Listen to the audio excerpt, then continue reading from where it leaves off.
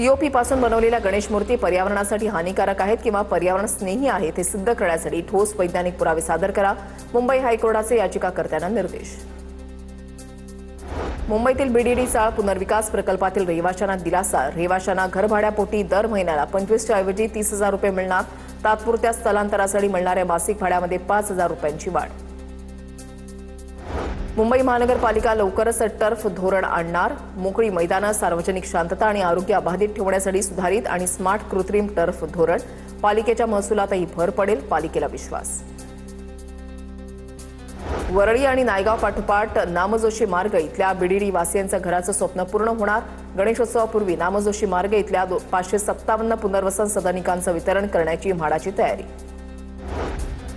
Railway नियमांमध्ये मोठा बदल, लोकलमध्ये धूम्रपान करणाऱ्यांवर आता 2,000चा दंड, रेल्वे डब्यांमध्ये आणि स्थानक परिसरामध्ये धूम्रपान करताना पकडल्या 100 रुपयांच्या ऐवजी थेट 2,000चा दंड होणार। म्हाडाच्या मुंबईतील 2,640 घरांसाठी आज संगणकीय सोडत निघणार, दुपारी 12 वाजता वांद्रे पश्चिम इथल्या रंगशारदा सभागृहात सोडत, एका घरासाठी 28 जणांमध्ये चुरस।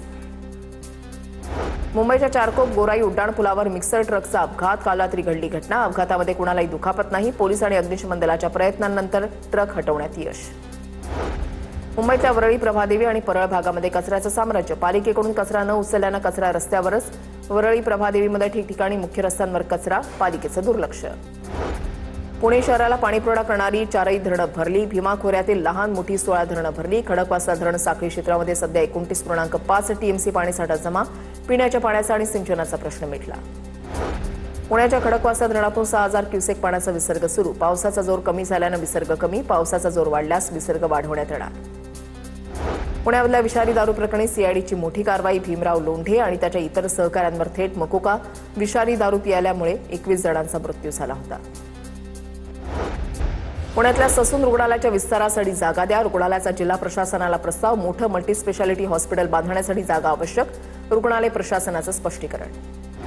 पुण्यामधील वाहतूक कोंडीवरून पुण्याच्या महापौरांची पोलिसांवर नाराजी, पोलिसांना 15 दिवसांमध्ये अहवाल देण्याच्या सूचना, सिंहगड रस्त्यावर होणाऱ्या वाहतूक कोंडीवर मंजुषा नागपूर यांची नाराजी।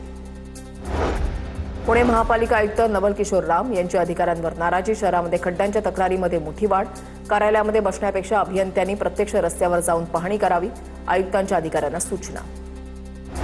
पुणे जिल्हा सत्र न्यायालयामध्ये सुरक्षा व्यवस्था आता चोख होणार, न्यायालयाच्या आवारामधील गैरप्रकार, गुन्हेगारी रील बनवणं, गुन्हेगारांकडून दहशत निर्माण करण्याच्या गैरप्रकारांवर आळा बसणार, पुणे पोलीस आयुक्तांच्या स्पष्ट सूचना। नागपूर पालिका शहरामध्ये 75 मैदानं आणि 75 उद्यानांचा सर्वांगीण विकास करणार, नागपूर महापालिकेच्या अमृत महोत्सवी वर्षानिमित्त पालिका प्रशासनाचा निर्णय।